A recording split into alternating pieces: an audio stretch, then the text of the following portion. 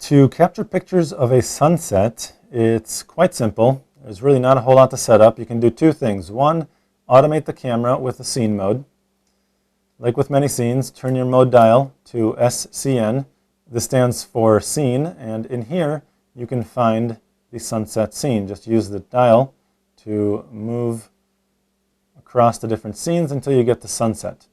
Now what this is going to do is it's going to optimize the camera for sunset pictures, meaning the color of the picture, and hopefully use 80 ISO. As you can see right now, my ISO is set to automatic. That's because the sunset mode forces you to use automatic ISO and automatic white balance. The reason why this might not be so good is if in case there is not a whole lot of light and the ISO is set to more than 80. What I would highly recommend with sunset pictures, because it's the colors in the sky that are so crucial, I would highly recommend having an 80 ISO. If this means using a tripod or setting the camera down on something and propping it with little bits of paper here and there to change the angle, then go ahead and do that.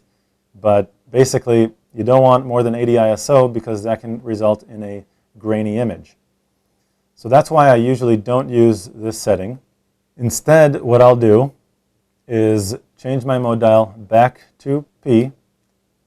P for program. Now I have control over ISO and I have control over my white balance. I want to make sure that my flash is turned off, because flash with the sunset scene mode, unless I'm taking a picture of a person, is not going to do anything.